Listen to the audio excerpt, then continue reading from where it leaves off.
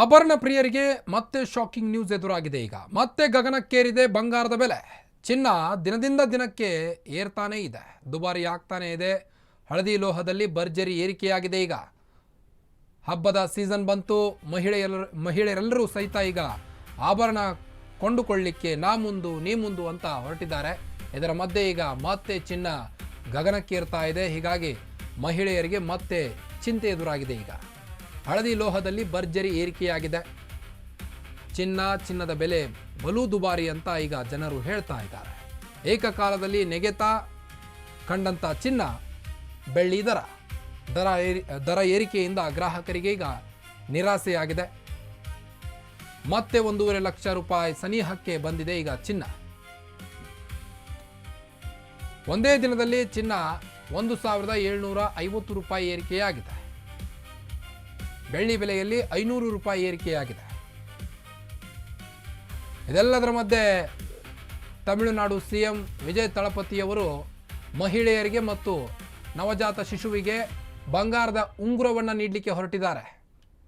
ಅವ್ರಿಗೂ ಕೂಡ ಇದು ಶಾಕಿಂಗ್ ನ್ಯೂಸ್ ಅಂತಾನೆ ಹೇಳ್ಬೋದು. ಚಿನ್ನದ ಬೆಲೆ ಈಗ ಬಲು ದುಬಾರಿಯಾಗಿದೆ.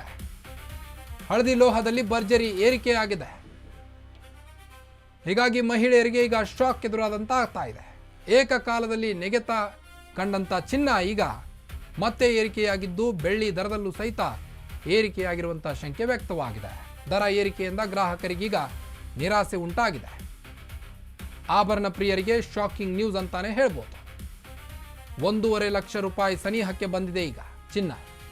ಒಂದೇ ದಿನದಲ್ಲಿ ಚಿನ್ನ 1,750 ರೂಪಾಯಿಗೆ ಏರಿಕೆಯಾಗಿದೆ.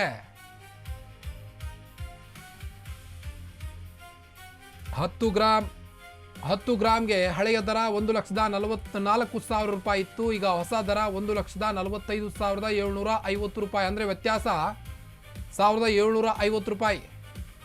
ಹಳೆಯ ದರ 1,44,000 ರೂಪಾಯಿ.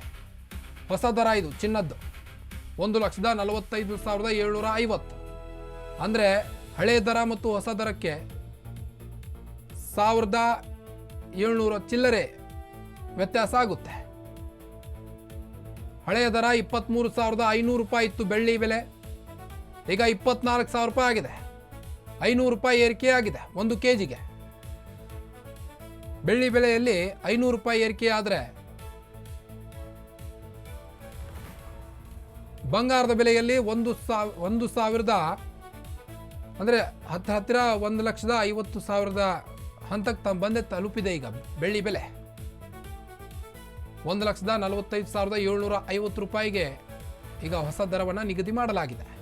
ಹಳದಿ ಲೋಹದಲ್ಲಿ ಭರ್ಜರಿ ಏರಿಕೆ ಕಂಡಂತಿದ್ದು ಈಗ ಮಹಿಳೆಯರಲ್ಲಿ ಆತಂಕ ಮನೆ ಮಾಡಿದೆ.